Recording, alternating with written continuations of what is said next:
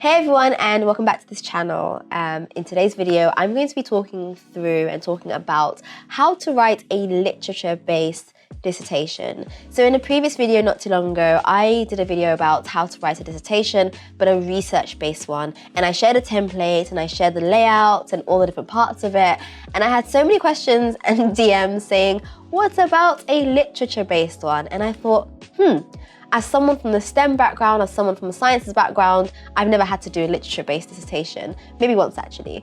So I did some reading, did some looking into it, and actually it's very, very similar. There's only a few minor differences that you need to think about. And so I've developed a template for literature-based dissertations that I'll leave the link for down below and I'll go through in today's video. So the key difference is that there is no methodology section and there are no results section. So if you think about a research-based dissertation is based on the person, the author, the person that's doing the work, going and having a hypothesis, and having a research question, and going and finding participants, and going and doing the experiments, running all the results, and then coming back and having all this data. Whereas someone that's writing a literature-based dissertation is using the existing literature to summarize what's known out there into more thematic chapters.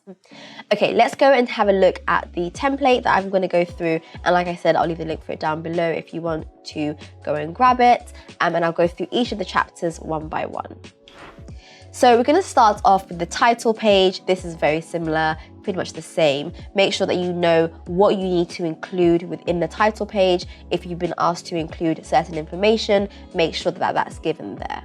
Moving on to the contents page. So you'll see the contents page includes a slightly different titles and different chapters to a research-based one. So you have a declaration, you've got your abstract, you've got acknowledgements, you then have the introduction. So the introduction is essentially similar to a literature review, except don't forget that this dissertation, the whole thing is a literature review.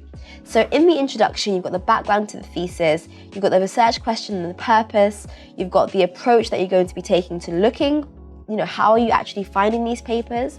You've got the summary. I've included literature review here because sometimes some supervisors do ask for a quick review. So I would ask and make sure that that is something that you're not required to do, or if you are, clarify that. You then have theme chapters. So this is the key difference between a literature review, a literature-based dissertation, or a research-based dissertation. So you have these themed chapters. You usually have between 3 to 5, so make sure you don't have any less than 3 and no more than 5. You then have a discussion and conclusion, and then I've got the extras for tables, figures, and charts if you might have any based on your literature review. So as always, you have your abstract, acknowledgements, as I mentioned earlier. Then you've got your introduction. So going into more detail, your introduction is really about summarizing the purpose, explaining why your research is important, why this topic is of importance. You want to think about how this topic fits into the wider context, and also thinking about the approach. So your approach is essentially the method, but the method of how you are finding your literature. So that could be what kind of search terms are you looking for? What's your inclusion and exclusion criteria? What are your keywords that you're focusing on? All of these are really important in determining sort of how you came up with that list of literature and how you found the literature that you're basing this dissertation on. So it is really important that you have it somewhere. You can include it here in introduction, but you can also include it maybe slightly as its own little section, but it's not methods and it's not materials. You don't have that here in this type of dissertation. This is purely a literature-based dissertation. As I mentioned, the literature review, you may or may not need this. You usually don't need this, but as I said, I have seen it being required in the past, so do check and clarify that it isn't required for you. Then moving on to the most important part of your dissertation is the theme chapters. And so you, like I said, you usually have 3 at a minimum, and these are exploring different aspects and different concepts within your particular topic. So let's say you are a midwife and you are writing about something to do with midwifery, something to do with childbirth. and there's a particular theme you want to think about. Let's think about maybe how the pandemic has affected mothers, postnatal care, prenatal care. So you might want to have one chapter on what it was like before the pandemic. That can be one theme.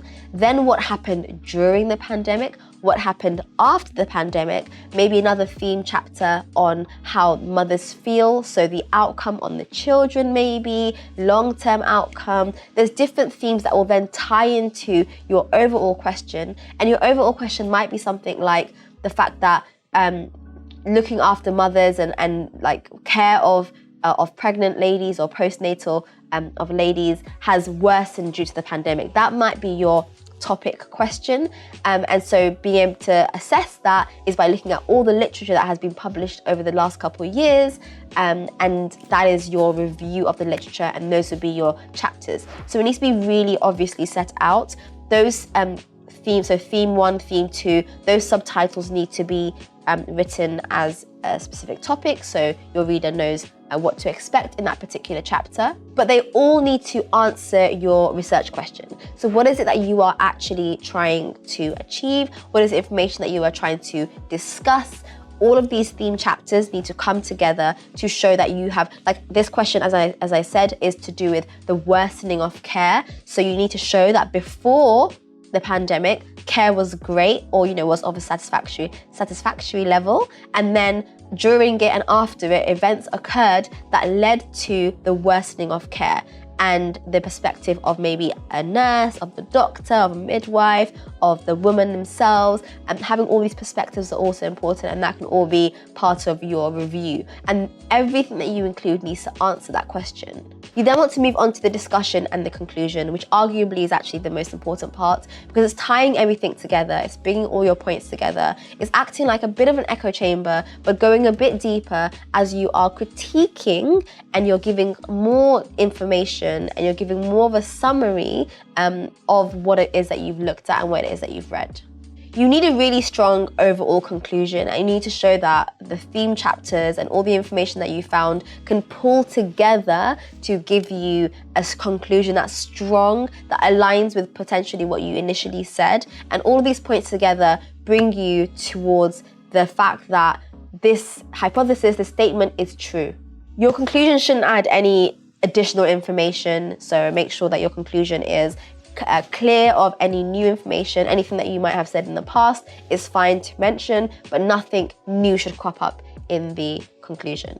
And then of course you've got your list of tables. You may or may not need this, list of figures, list of charts, abbreviations most likely definitely will, references definitely will. I would say to use a referencing manager. I've got a link here for a video that I've done about how to use Mendeley, so you can very easily on Word install the plugin, and then you can automatically add all your references in there. If you delete them, it deletes it automatically. If you change the style, it changes automatically. It's a lovely way of doing it. If you're aiming for a first for your dissertation, then your conclusion needs to be strong, your critique needs to be strong, your referencing needs to be strong, and your overall formatting needs to be strong. So this template here is a lovely way of giving you that first step, giving you that first outline of what you need to include.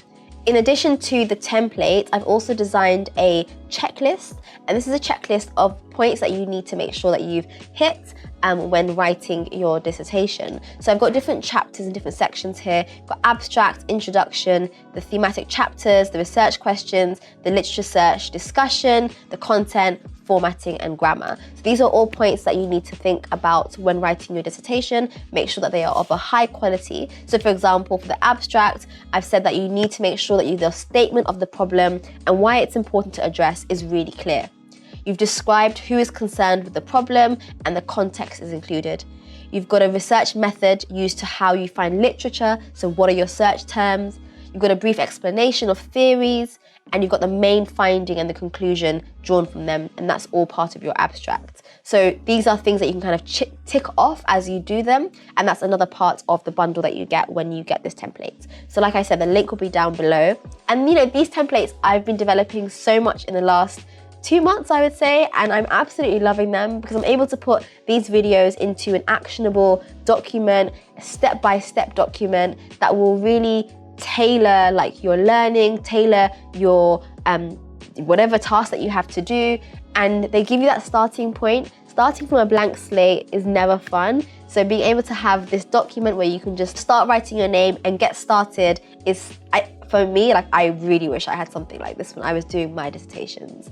So yeah, let me know if you found this helpful, and if there are any other templates or anything else that you'd like me to develop, let me know, and I'll see you guys in the next video.